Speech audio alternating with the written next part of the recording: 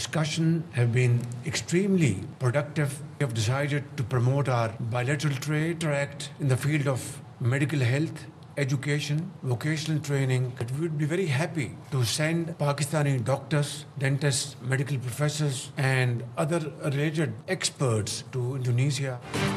پاکستان اور انڈونیشیا میں دو طرفہ تجارت بڑھانے پر اتفاق. وزیر اعظم ہاؤس میں دونوں ملکوں کے درمیان مفاہمتی یادداشتوں پر دستخط. وزیر اعظم شہباز شریف نے کہا انڈونیشیا کے صدر سے بات چیت مثبت اور تعمیری رہی. باہمی تجارت میں توازن پر گفتگو ہوئی. پاکستانی ڈاکٹرز، میڈیکل پروفیسرز اور ماہرین کو انڈونیشیا بھیجنے پر اتفاق ہوا. انڈونیشیا کے صدر نے کہا پاکستان کی فضائی حدود میں JF-17 تھنڈر طیاروں کی سلامی اعزاز ہے. پاکستان اور انڈونیشیا کے درمیان تاریخی تعلقات ہیں. انڈونیشیا کے صدر کو وزیر اعظم ہاؤس میں گارڈ آف آنر پیش کیا گیا. وزیر اعظم شہباز شریف اور انڈونیشین صدر کی ملاقات کا اعلامیہ جاری. وفود کی سطح پر اجلاس میں chief of defence forces field marshal لاسا منیر اور وفاقی وزراء بھی شریک ہوئے. وزیر اعظم شہباز شریف نے غزہ کے لیے انڈونیشین صدر کی سفارتی کوششوں کو سراہا. مقبوضہ کشمیر اور غزہ کی صورتحال پر دونوں رہنماؤں میں اہم گفتگو ہوئی. اقوام متحدہ کی قراردادوں کے مطابق تنازعات کے حل کا مشترکہ عزم ظاہر کیا گیا.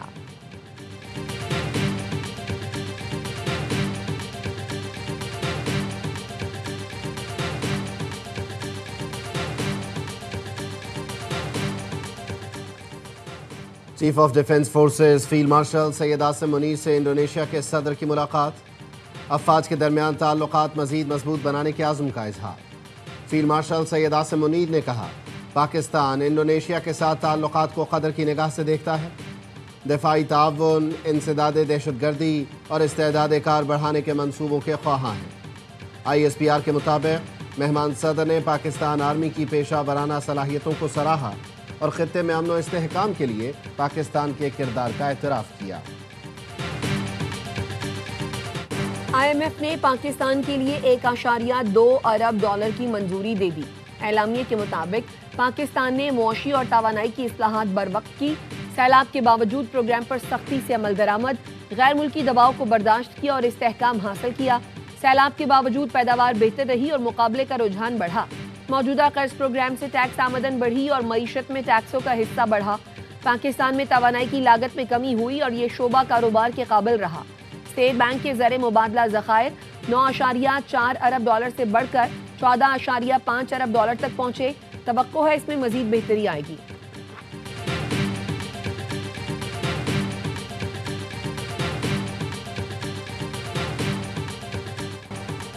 معاشی ترقی کی راہ ہموار کرنے میں فیلڈ مارشل سید عاصم منیر کی معاونت کا کلیدی کردار ہے. IMF کی جانب سے پاکستان میں معاشی اصلاحات اور اقدامات کے مؤثر نفاذ پر اظہار اطمینان وزیر خزانہ اور ان کی ٹیم کی محنت کا منہ بولتا ثبوت ہے. وزیر اعظم شہباز شریف کہتے ہیں ڈیفالٹ کے دہانے سے ملک کو استحکام اور ترقی کی جانب گامزن کرنا ایک کٹھن مرحلہ تھا. ہم نے سیاست کی قربانی دی اور قوم نے معاشی مشکلات برداشت کر کے ناممکن کو ممکن کر دکھایا. وہ وقت دور نہیں جب پاکستان قرضوں سے نجات حاصل کر کے معاشی طور پر خود کفیل ہوگا.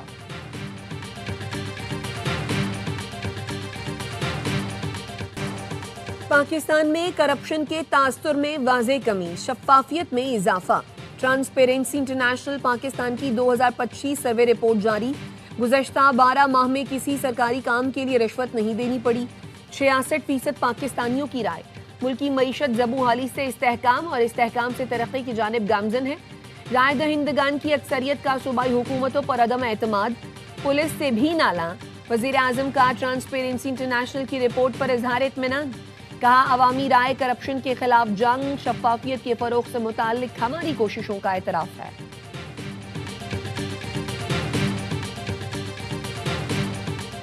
حکومتیں ڈنڈے کے زور پر معیشت چلانے کی کوشش کرتی رہی ہیں. معیشت ڈنڈے کے زور پر نہیں چلتی. وفاق کی معاشی مشکلات کو ختم کرنے کے لیے صوبوں کو ذمہ داری ادا کرنی چاہیے. چیئرمین پیپلز پارٹی بلاول بھٹو کا لاہور میں صنعت کاروں اور تاجروں سے خطاب. کہا ٹیکس وصولی میں صوبوں نے وفاق کا ریکارڈ توڑ دیا ہے. سیلز ٹیکس کی جمع کرنے کی ذمہ داری بھی صوبوں کو دی جائے اور اگر وہ ہدف سے زیادہ ٹیکس جمع کریں تو اضافی پیسہ صوبوں کو ملنا چاہیے.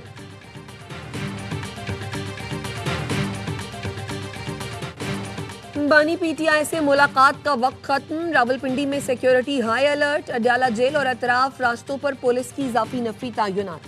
ملاقات نہ ہونے پر بانی پی ٹی آئی کی تینوں بہنوں نے گورکھپور ناکے پر دھرنا دے دیا۔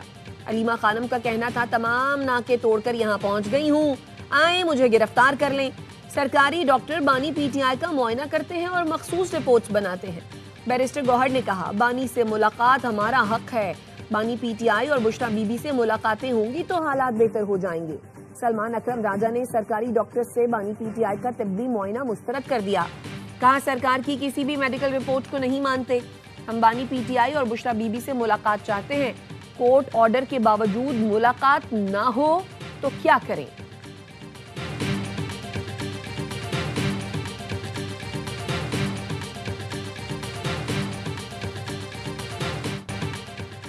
اڈیالہ میں بیٹھے شخص کی سزا ڈی چوک نہیں عدالتوں سے معاف ہوگی، سب لوگ اڈیالہ کے باہر جمع ہوتے ہیں اور صوبے کا نظام درہم برہم ہے۔ گورنر خیبر پختونخوا فیصل کریم کنڈی کی پریس کانفرنس، کہا پی ٹی آئی کہتی ہے دہشت گردوں سے مذاکرات کریں، ڈائیلاگ کریں، جو آئین اور قانون کو نہیں مانتا ان سے کیسے ڈائیلاگ کریں؟ فتنہ خان کی سیاست اور پاکستان اکٹھے نہیں چل سکتے، یہ گندی اور گھٹیا مہم چلاتے ہیں اور پھر کہتے ہیں ہم سے بات کر لو۔ فوج بار بار کہہ رہی ہے ہمیں سیاست میں مت لائیں، یہ کہتے ہیں ہم صرف فوج سے بات کریں گے۔ وزیر اطلاعات پنجاب عظمہ بخاری کی press conference, speaker Punjab assembly Malik Muhammad Ahmad Khan کہتے ہیں اپوزیشن میں ہونے کا یہ مطلب نہیں کہ دوسروں پر کیچڑ اچھالا جائے۔ کے پی میں پی ٹی آئی جلسے کے دوران نہایت غیر اخلاقی زبان استعمال کی گئی، 9 مئی کو جو کچھ ہوا اس سے ملک میں بدامنی اور انتشار میں اضافہ ہوا۔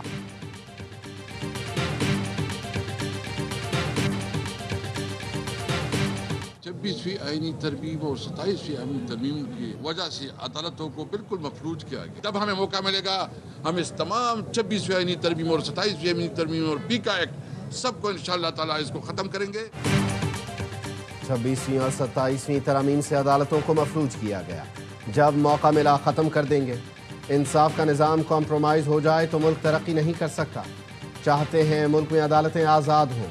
پی ٹی آئی رہنما اسد قیصر کی پشاور ہائی کورٹ کے باہر گفتگو، کہا ہم آئین و قانون کے تحت جد و جہد کر رہے ہیں، وکلا انصاف اور تحفظ آئین کے ساتھ کھڑے ہوں۔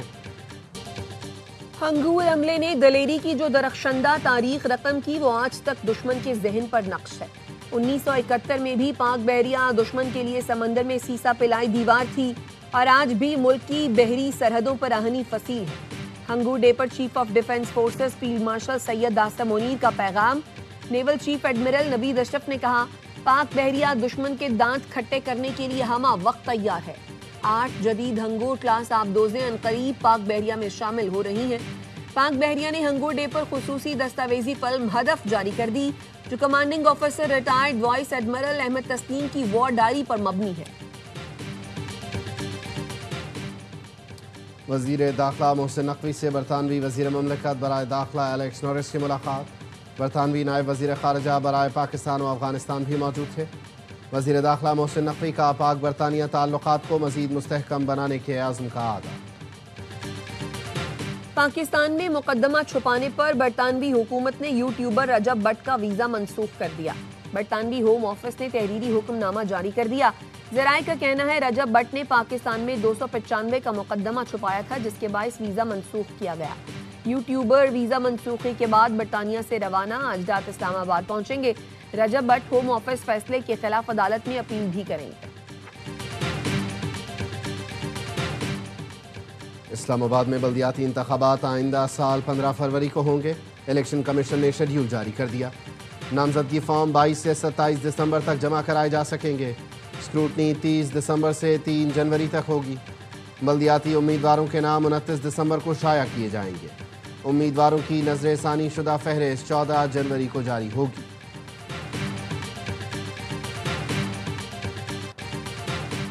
کے الیکٹرک سمیت ملک بھر کے صارفین کے لیے بجلی 88 پیسے فی یونٹ سستی۔ اکتوبر کی ماہانہ فیول ایڈجسٹمنٹ کی مد میں دسمبر کے بلوں میں ریلیف ملے گا۔ نیپرا کا فیصلہ جاری، اطلاق لائف لائن پروٹیکٹڈ صارفین الیکٹرک وہیکل چارجنگ سٹیشنز پر نہیں ہوگا۔ سندھ کے سینئر وزیر شرجیل انعام میمن سے ایشین ڈیولپمنٹ بینک کے وفد کی ملاقات۔ وفد نے ٹرانسپورٹ منصوبوں کے لیے مکمل مالی معاونت کی یقین دہانی کرائی۔ شرجیل میمن نے کہا کراچی کے لیے بایو گیس پر چلنے والی بسوں کی خریداری کا عمل شروع کیا جا رہا ہے۔ یہ بسیں نہ صرف ماحول دوست ہوں گی بلکہ ہر بس ITS پر مشتمل ہوگی۔ بایو گیس اور EV گاڑیوں سے ماحولیاتی آلودگی میں کمی لانے میں مدد ملے گی۔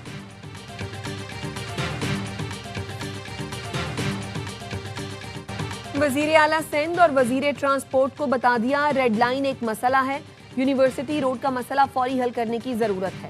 میئر کراچی مرتضیٰ وہاب کہتے ہیں بلدیہ عظمیٰ کراچی کی قیادت تبدیل ہونے سے وسائل بہتر ہوئے، پہلے چائنا اور روڈ کٹنگ ہوتی تھی، اب نہیں کرنے دیں گے۔ تم لوگوں سے ٹاؤن UCs نہیں چل رہی، گھر جاؤ، ہم چلا کر دکھائیں گے۔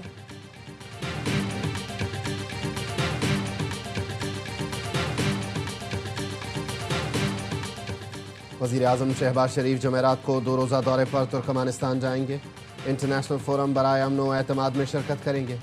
وزیر اعظم کی ترکمانستان کے صدر اور دیگر عالمی رہنماؤں سے ملاقاتیں ہوں گی۔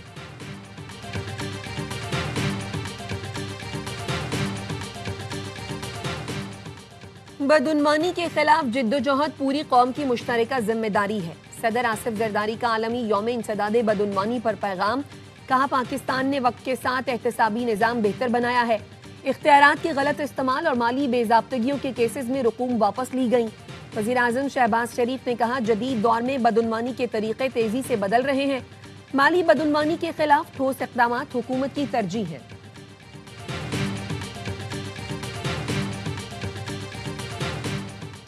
صوبائی حکومت سنجیدگی سے امن و امان کے قیام پر کام کر رہی ہے۔ وسائل کی کمی کو صوبے میں امن کے قیام میں رکاوٹ نہیں بننے دیا جائے گا۔